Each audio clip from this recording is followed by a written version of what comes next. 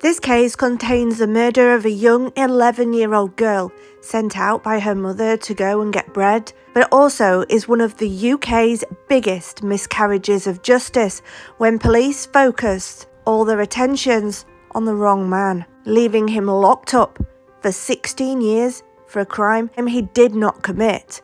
Luckily, in the end, the real killer was caught after 30 years of injustice. This is the case of Lesley Molseed.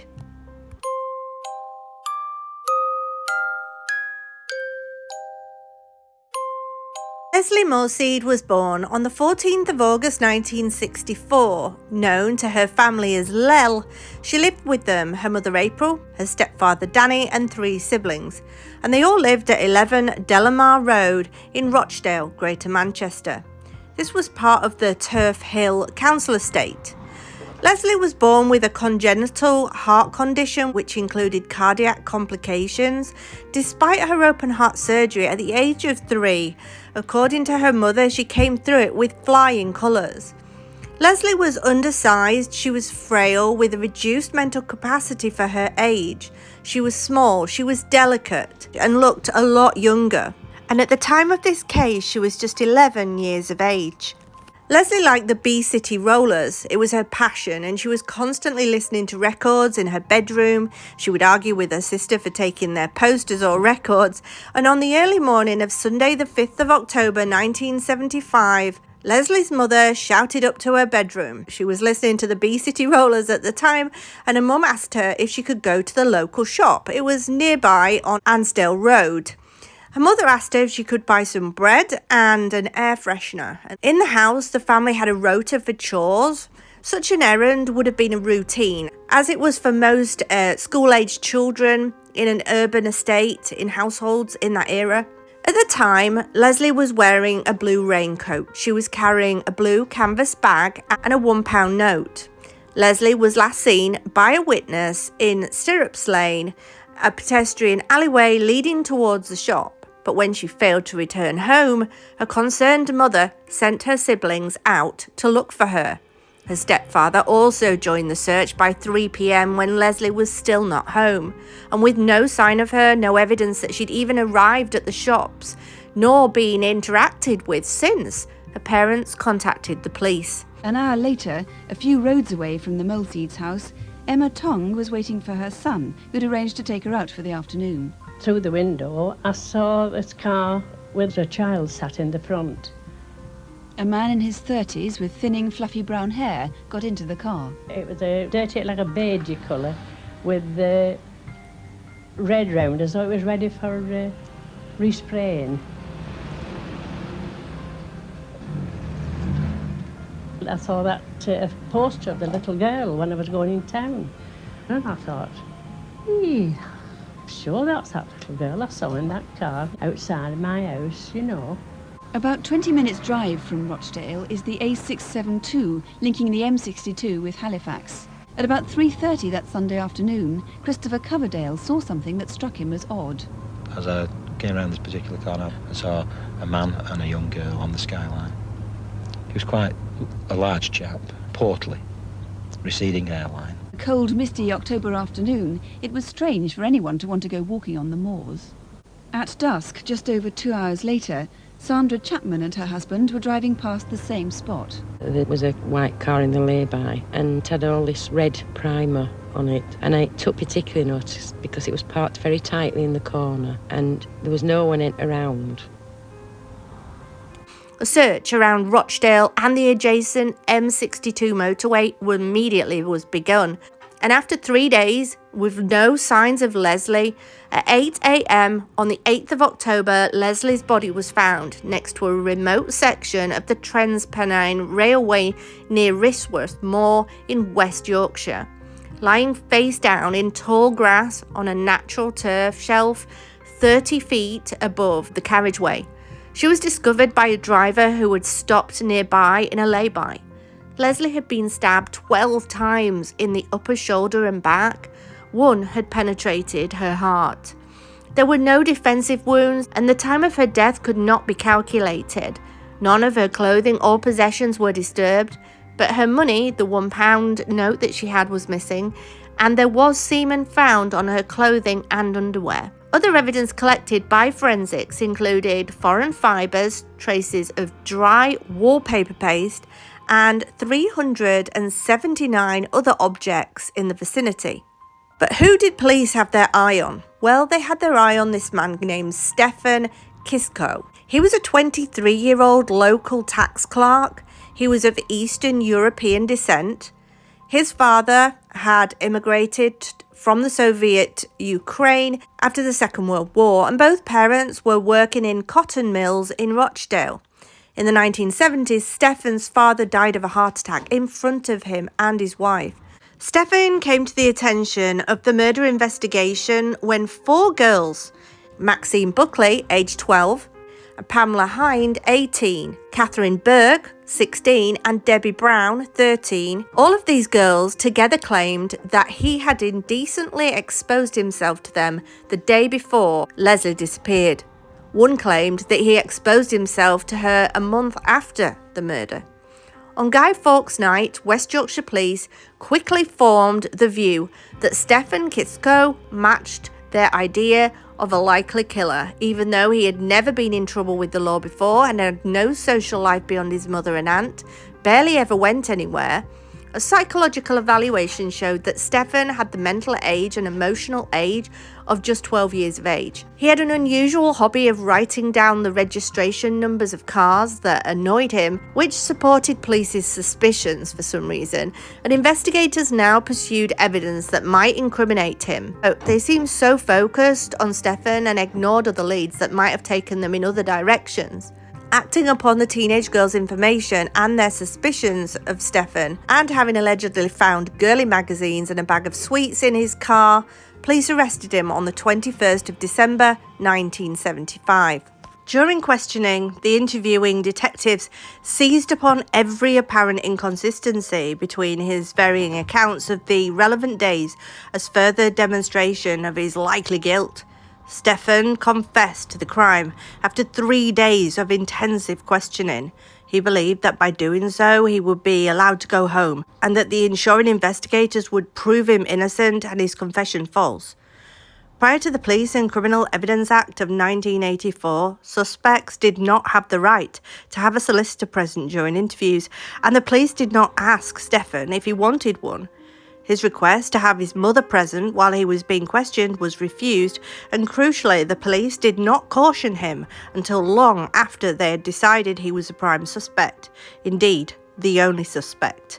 After admitting to the murder to police, Stefan was charged with Leslie's murder on Christmas Eve 1975.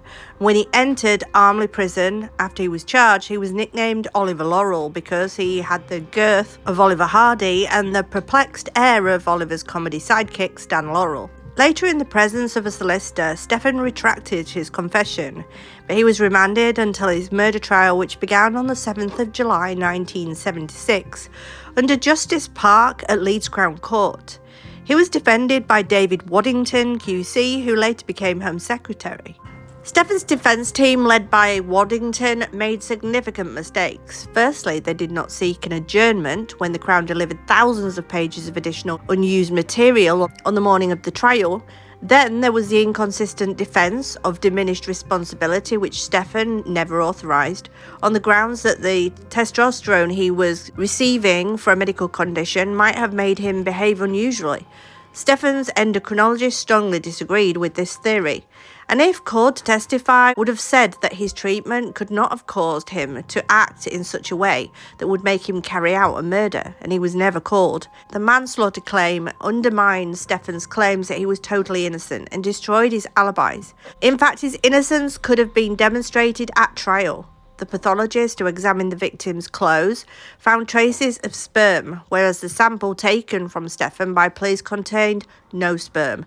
There was medical evidence that Stefan had broken his ankle some months before the murder, and in view of that, and being overweight, he could have found it difficult to scale that slope where the murder had apparently taken place and her body was left. The sperm findings were suppressed by police and never disclosed to the defence team or jury. Neither was the medical evidence of his broken ankle disclosed in court. He said correctly that he had never met Leslie and therefore he could have never have murdered her. He also claimed that he was tending to his father's grave with his aunt at the time of the murder before visiting the garden centre and then going home. And when asked why he confessed, Stefan replied, "I started to tell these lies and they seemed to please the police and their pressure was off as far as I was concerned. I thought if I admitted that I'd just done it to police and they would check, find out that it was untrue and just let me go."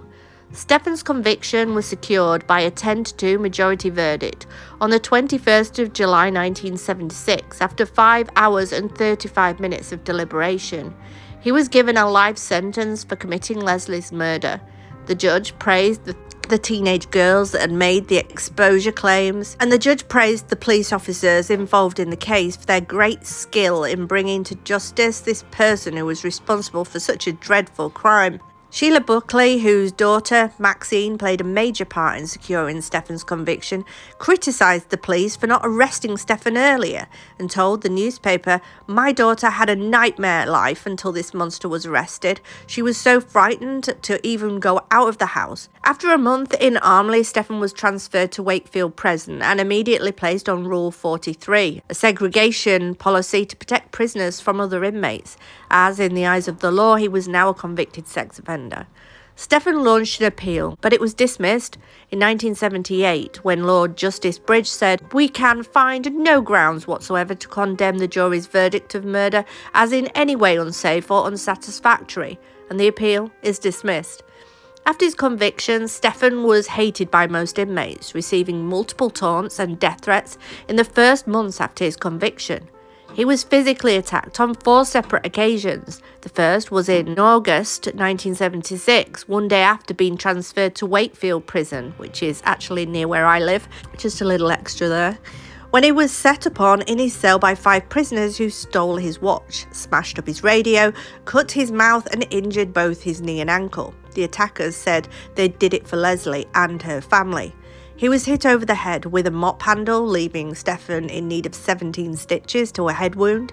And in December 1978, he was punched once in the face by a prisoner in an unprovoked attack whilst in the prison chapel. Stefan Kisko's mother continued to profess her son's innocence, but was ignored and stonewalled by politicians, including the local MP. And Kenneth Baker, ordered in May 1991, ordered Stefan Kisko's case to go to the Court of Appeal. It was heard by 3 judges, Lord Lane, Mr Justice Rose and Mr Justice Potts. Present at the hearing were Frank Muller QC and William Boyce QC for the Crown, who were there to argue that Stefan was guilty of murder and therefore must remain in prison custody for at least another 10 months. The defence of Stefan Seedy and Jim Gregory to state that Stefan was innocent. After hearing the new evidence presented by Seedy, Gregory, Muller and Boyce did not put any contrary argument and immediately accepted its validity.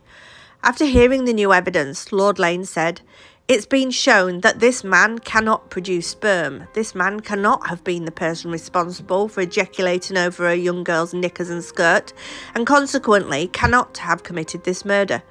Stefan was cleared and Lord Lane ordered his immediate release from custody. The man who had praised the police and the 13-year-old girls at the time of the original trial for bringing Stefan to justice apologised for what had happened to Stefan, but said he was not sorry for how he had handled the court case. He wrote to Stefan to express regret that he had been convicted for something he had not done. "This must be the worst miscarriage of justice of all time. It brings shame on everyone involved in the case." He then demanded a full, independent and wide-ranging inquiry into the conviction. Leslie's family publicly apologised for the things they said after his conviction, such as demanding that he be hanged in public. Leslie's older sister, Julie Crabb, said, "This innocent man has spent 16 years in prison, and they were not very nice to him in prison. At least his mum knows he will come home now. Our Leslie will never come home."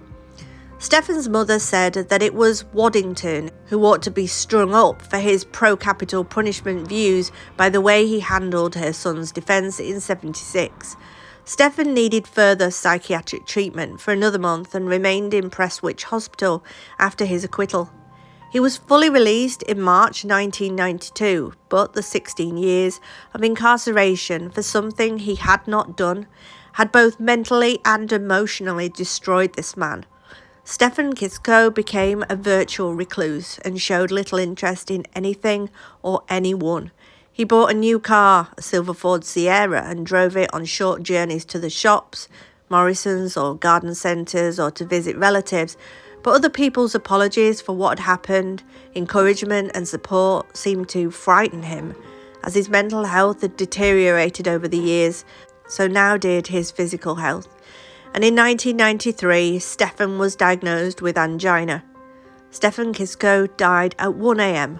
on the 23rd of December that year after a severe heart attack at his home, 18 years and 2 days after he had made the confession that helped lead to his wrongful conviction for murder of Lesley Molseed. But Lesley Molseed's twisted killer was finally caught. The 11-year-old's murder sparked a huge manhunt after she was stabbed 12 times and sexually assaulted. Some 12 years later, the real killer was found by advances in DNA technology. On the 1st of October 2005, there was a man arrested by Greater Manchester Police in relation to assault on a woman. But the mouth swab taken at the time of that attack turned out to be an exact match to the DNA profile that they had from Leslie's crime scene. It was later revealed that the DNA belonged to Ronald Castry, who had kept his dark killer secret for 31 years and allowed another man to take the rap for his crimes. And on the 5th of November 2006, Ronald Castry was visited by police at his home in Shaw, Oldham. He must have known after having the DNA swab that he could be linked, but probably hoped that because DNA was not really a thing back in the 70s, that he may have got away with it. There he was, the man we'd been looking for. We found a man who's been trying to appear to all around him as a normal family man, living in a small area with a wife, children, running a business, and yet he knew his dark secret. 2 weeks before he killed Lesley Molseed, it said that his wife had given birth to a son, whose biological father was a man she had had an affair with. It was believed that this was a trigger into the murder of Lesley Molseed. He was an unpopular man with his neighbours, who said he had a very nasty temper. Former wife said he had a foul mouth, foul with his fists. Ronald's son, Nick, described what it was like living with his father, a violent, abusive man who destroyed the lives of his wife Beverly and their 3 sons. With time, support and love, the family were able to build a good life for themselves despite everything they'd endured from their father. It was said that Ronald Castry was a taxi driver who owned his own business and worked in the area. Ronald never admitted to anything in relation to the crime. What he did was dreadful, and how he could live with that lie for years was even more dreadful. On the 6th of November 2006, Ronald Castry was charged with the murder of Lesley Molseed, and almost a year later, a jury found him guilty. It took over 30 years for justice to be finally done. 1975 to 2007, 32 years for Ronald Castry, knowing what he'd done, the brutal, awful murder of a defenseless 11-year-old girl, and he had lived with this the whole time.